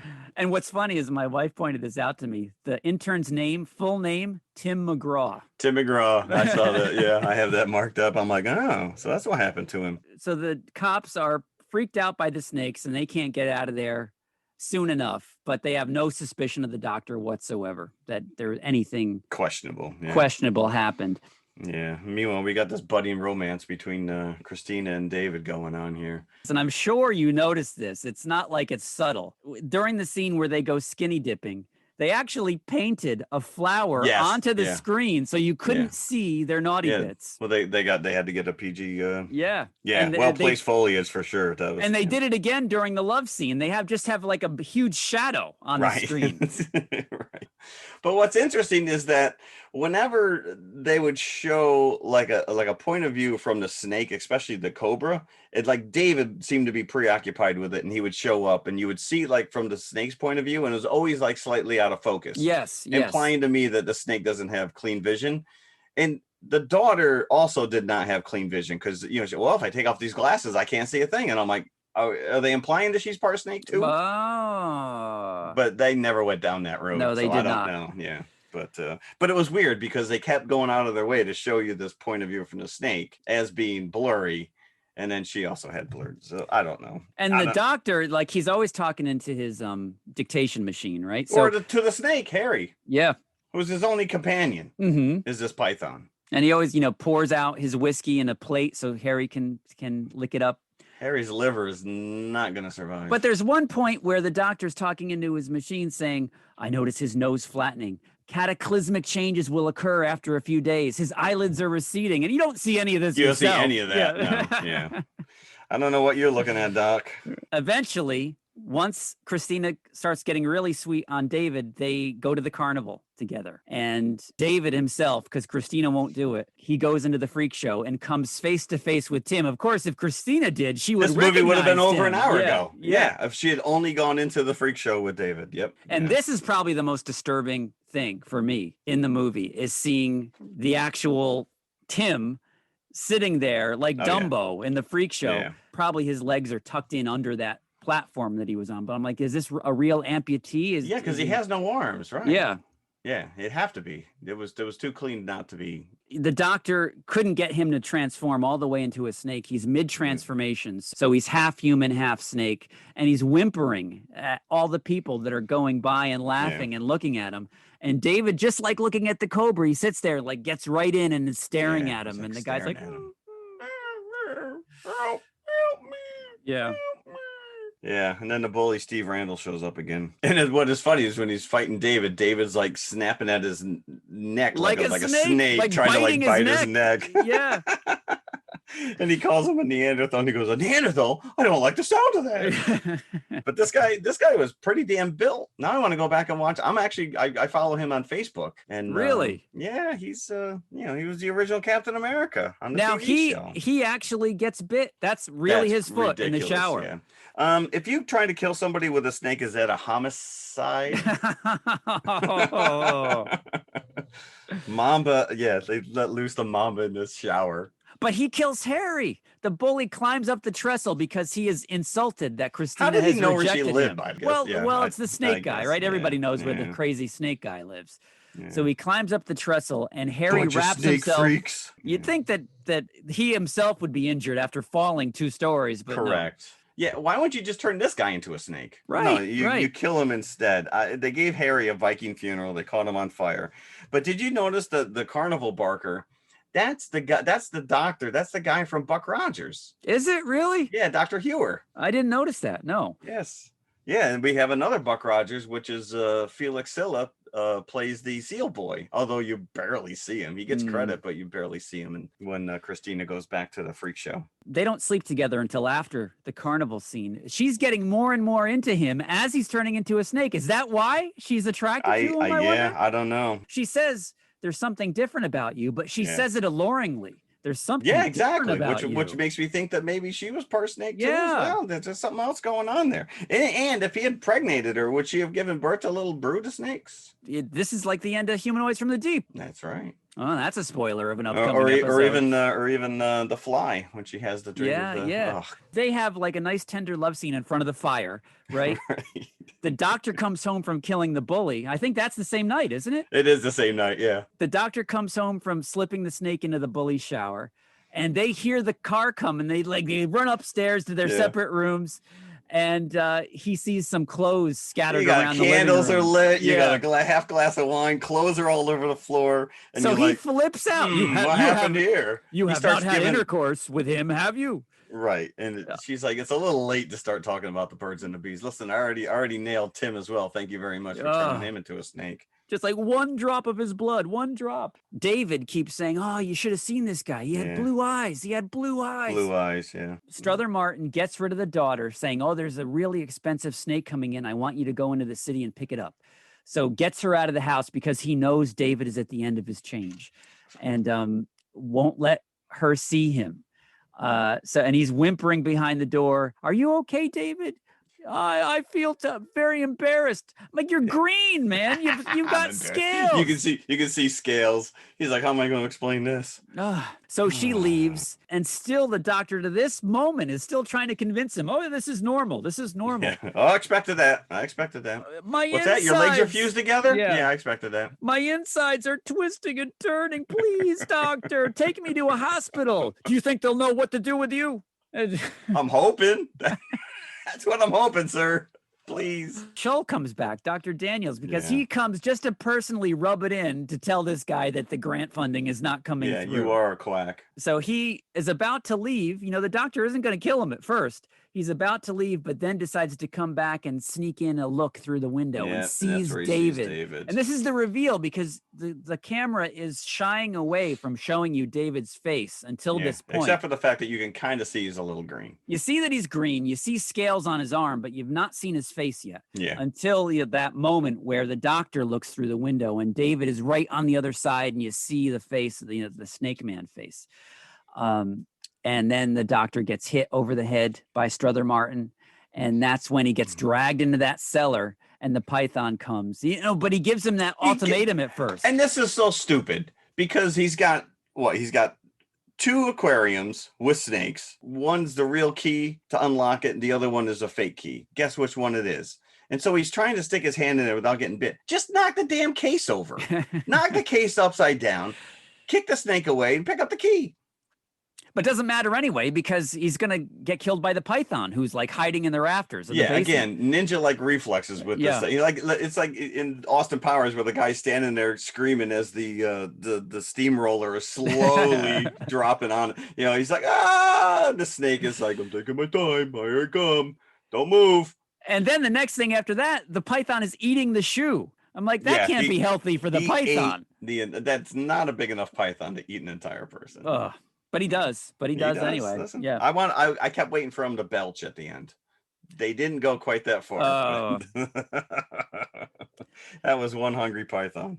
So in the meantime, like Frankenstein, the doctor has David like bolted to a table, and now David is like completely Snake Man. And this is the scene I vividly remember. He looks almost like the V aliens at this point. Yes, yeah, very much so. You're right. And he can't speak anymore. He's like Tim. Yeah. But this is also where the prostitute goes to the cops because she finds the bully dead. Was she was just was she a girlfriend? She was just the girlfriend. I wrote her as prostitute, and she's like, I killed Steve. I loved him too much. Well, how much did you love him? 3 times. Because she was the girl at the beginning. That's the reason that he was about to get beat up, Dirk Benedict, because he was passing notes to her in the class. Yes, in the class. Yeah, you are the future, David. Here we go. That's it. Yeah. At the same time, the girl realizes that the doctor has just sent her here to get rid of her. And that's when she goes back to the carnival on her way back home and sees that it's Tim. So then she hightails it back home, but it's too late. David's already turned. This transformation is pretty impressive. It's like Dissolve. It's like old style Wolfman. It is transformation. Yeah. But again, this is what seared into my brain. This actual from physical human to cobra. Like you said, he's on the table, he's bolted down, his legs are fused together, his arms are, But we also get the doctor's death scene as well. So why does he stop everything and then go to try and wrangle the cobra? I don't know. It didn't make any sense. None of this, and the whole movie itself doesn't make any sense. But the cops, as you said, they put 2 and 2 together from listening to that girl's story. Yeah. They rush out to the ranch just as the doctor is getting bit by the cobra. So they with a shotgun explode the cobra's head. Oh, I wouldn't be surprised if they didn't really kill the snake in real life, because there's nothing else in this movie that's been fake so far. In the meantime, the mongoose is beside himself. He's had it by being he's surrounded by these snakes. I am stuck in this stupid movie. Yep. It's like, I can't even kill snakes, and that's my number one purpose in life is to kill snakes. It is the top on my resume. Yeah. Snake killer. So he chews his way out of his cage once David gets out, when he slithers off the table, because the doctor... The final climactic battle between David and the mongoose. David is not doing a great job of defending himself. And again, these are 2 animals really fighting. Now, if this thing isn't a mongoose, it's like a weasel. Yeah, but it probably still had. I don't know why. Maybe mongooses were just completely untamable in any way, shape, or form. You probably couldn't get it to do anything. I don't know. But it is in the same family. It is interesting to see this thing attack the snake, because it's coming at it from behind and biting its mouth open so it can't be bitten itself. But you see real blood coming out of the snake, so it's taken. That's what I'm saying. This is really this is a snuff film. This is very disturbing. And David did not retain his human intellect at all. No, he had a lot of difficulty getting away from this mongoose. And that noise, the mongoose noise, is throughout the whole sequence. It doesn't stop. No. And then intermingle that with Christina's screams at the end. No! And David! Cut. Just freeze frame. So the police are there. Do they realize that that's David? Do they, are they putting two and two together? Yeah. Is he the mongoose or is he the snake man? We don't know what's going on here, you stupid doctor dad. I would love to see how they reconcile Tim now that she knows who he is, or if the carny guy just kills him and buries him somewhere. I don't know what you're talking about. Snake Man? Yeah, go back, Tim. Yeah. Even though it's that really old school Dissolve, Lon Chaney type Dissolve, that's really bizarre imagery of the snake slowly turning and turning. And then you see his legs molding together and his arms disappearing until finally. What would have been really cool is if he was like a giant snake instead of that makes sense, because where's all that mass going? Yeah, if he was like a snake, a human-sized snake, which would have been even scarier. Yes. But then the mongoose wouldn't have been able to take him out. He should have been able to take out the mongoose easily.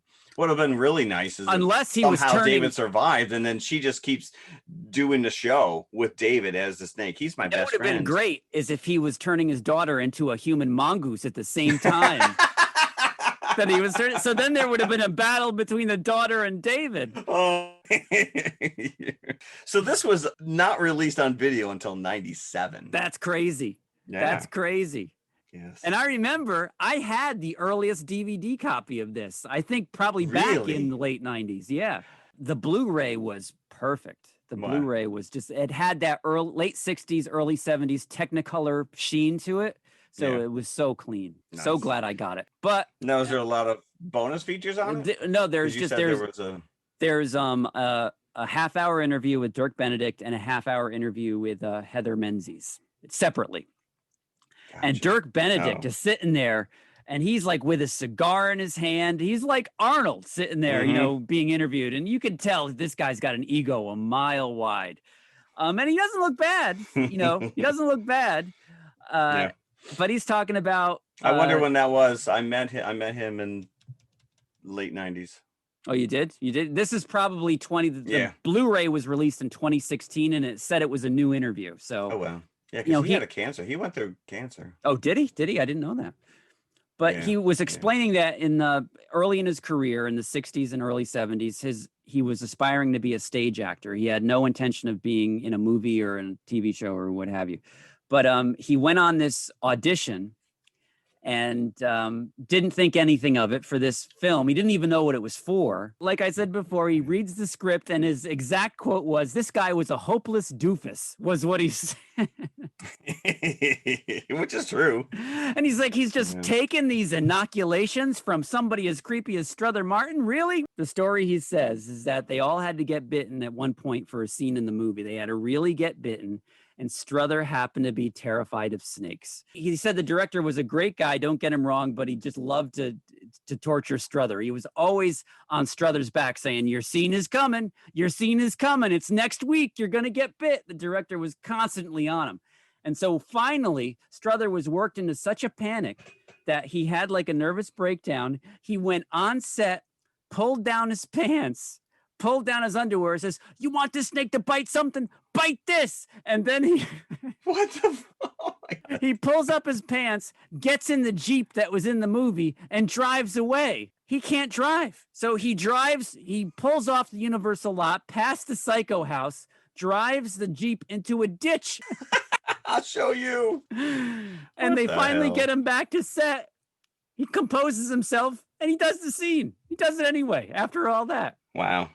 Can you picture that, system, huh? Can you picture that? No, that is pretty funny. I don't want to picture that. Bite this. I don't want to see his little stoner. Oh. Out of control.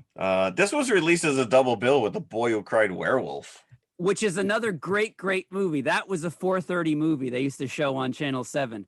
And Shout Factory has a Blu-ray of that one too, which I have. And that's also a disturbing movie because as a kid seeing that, it's exactly what it sounds like. The kid's father is a werewolf and nobody believes him. And until the werewolf comes after him at the end of the movie. What a double feature. And again, it's a Shout Factory Blu-ray, pristine transfer on that one as well. So maybe someday we'll be able to cover that. I don't know. Huh? All right. But yeah, if my library has that one. It was the last Universal double feature, like that was officially released as a double bill, was this and A Boy Who Cried Werewolf. So we never got a sequel. We never did. No, that would have been Tim. It would have been what happened to Tim, right? Well, right. Well, I guess we're just assuming that David was killed by the mongoose. Yeah. I think Christina falls in love with the mongoose and they go on the road together. The New York Times called this a surprise. There's no shortage of S jokes going on here. But Gene Siskel only he only gave it 1.5 out of 4. Oh, he was a curmudgeon. He was a curmudgeon. It doesn't matter. But the LA Times, without using the S joke, they did say it was highly amusing and genuinely creepy. Yes, I will give them that. This was nominated for a Best Science Fiction Film Award. It was. Yes, it was. Yes. I don't think it won, though. I don't think so either. And you got to give him, the FX, the effects with John Chambers and Nick Marcelino. Because again, that end transformation is what sticks in your brain. Yes. Benedict said that full body makeup when he's on the table, he says that took 12 hours, which was not a pleasant memory. And he probably had to be carried onto set. He couldn't move. They took him from the makeup room on a stretcher into an ambulance, and he was driven to set. In the ambulance. That's bizarre. Imagine that being on set, and all of a sudden the ambulance opens up and you pull this guy out. You're like, what the hell happened to him? What's going on here? You should be taking him away, not dropping him off. Correct. Meanwhile, the whole time he's laying there going, what have I done with my career? What is going on here? Getting beat up by Captain America. But like you said, the mongoose wasn't really a mongoose. It was like from the weasel family. That's all right. He still played a mongoose pretty damn well. Unless he wasn't like a Wolverine or something. The other big takeaway, big memory of this, not only did I see it many times as a kid on TV, which, freaked me out, obviously, but there was a trading card line. The cards, like the Star Wars trading cards, you used to be able to get them in that wax package with the stick of gum and a sticker. It was called Creature Features. Oh. And there were little stills from Universal Films, and there'd be like a little Mad Magazine type, joke tagline under each picture. And there was one picture of Tim from so that was on one of the cards.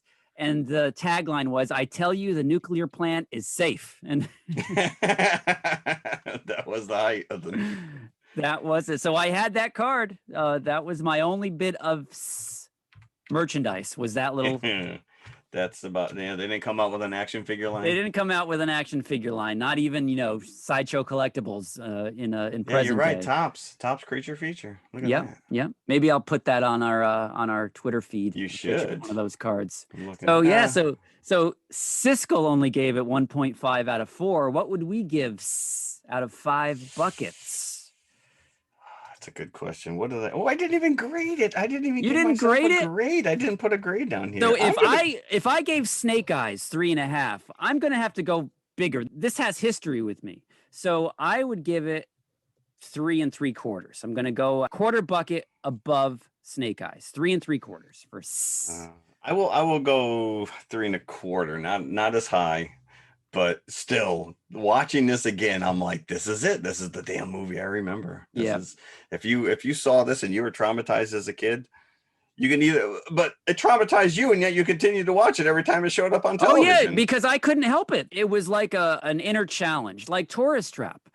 Yeah, it has the same ending as Tourist Trap does the whole damn freeze frame thing at the end as well. Yes, leaving you like ambiguous, like wait, what?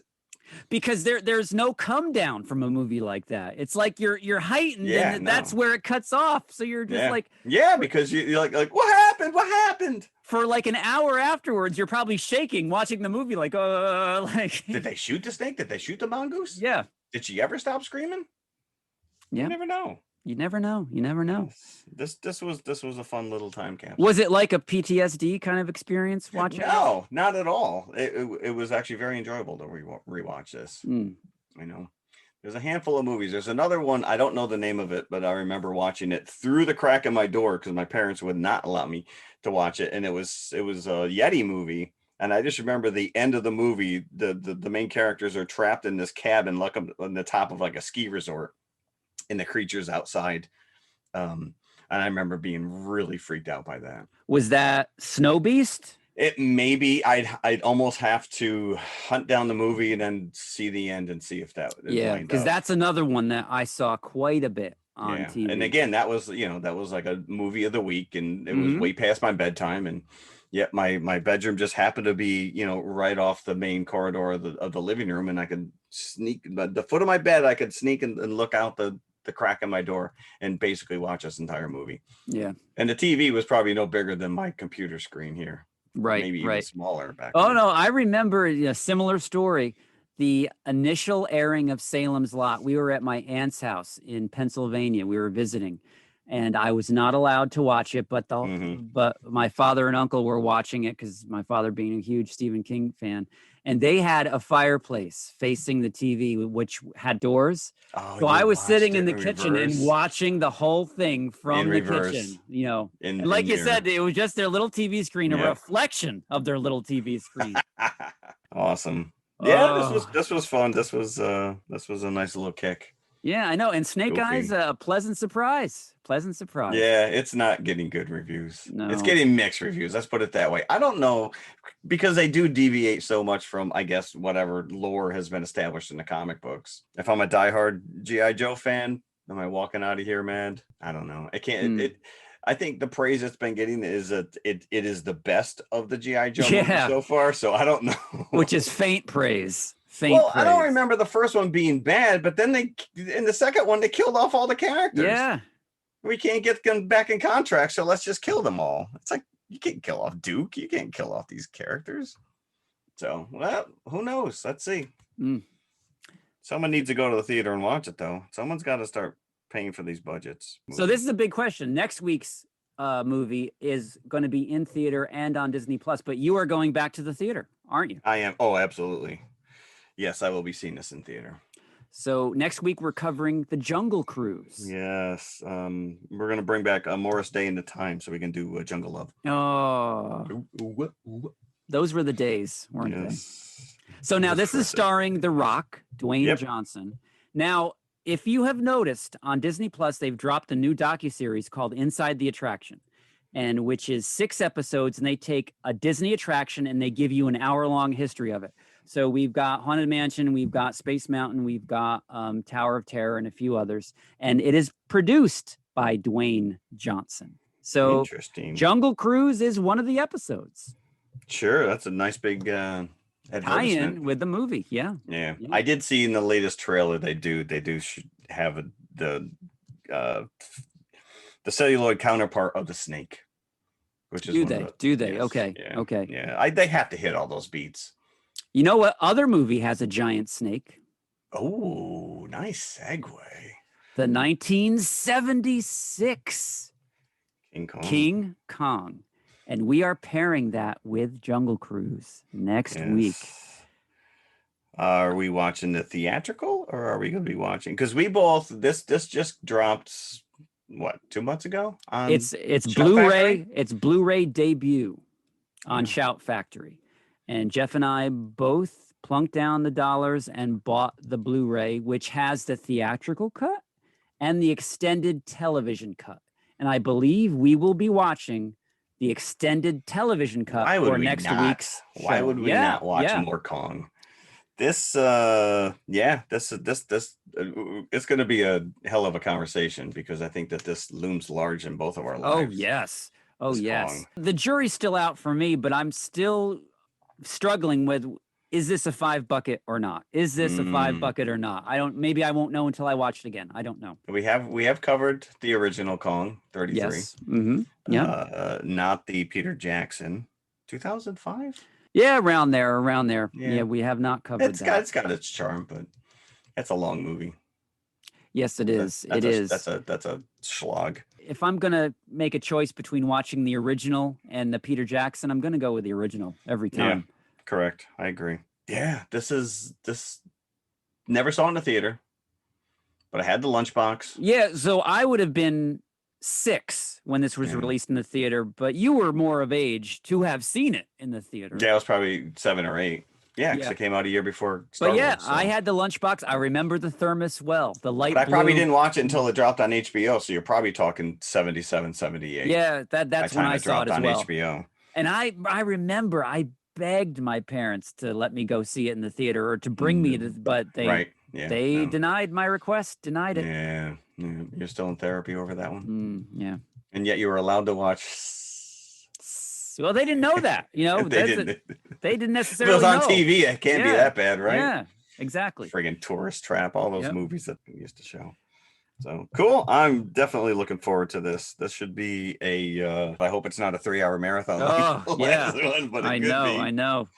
I am unfamiliar with what's been added to the extended cut. I know the TV version well because I taped it off of Channel 4, one of the airings. Okay. So there's some nice footage that you're going to be completely surprised by. Oh, cool. Yeah. Okay. Awesome. Well, there you go then. I'm looking forward to next week. All right. This was a fun one, though. This show itself was a good one. This was, we've been building this up for a while. This was perfect. We could have gone, Nick Cage, Snake Eyes? No, we didn't want that. Yeah, no, that is we true. Went right for the snake. No, it was or we could have gone Conan. That Conan would have fit nicely with the giant snake. But I didn't know there was giant snakes. Neither did I. We were basically going on title. All right, kids. Thank you as always. Yeah. It's been fun, and we'll see you next week. Bye. Bye. Hello, everybody. If you liked the podcast you just heard, then please follow TMI on all of our social media outlets. First and foremost, email us at tmipodcast2018@gmail.com. That is tmipodcast2018@gmail.com. And you can follow us on Twitter at TMI_podcast2018. Stop over, say hi, give us a compliment. We'd love to hear from you. Awesome. Make sure you follow us on Instagram as well, which is also TMI_podcast2018.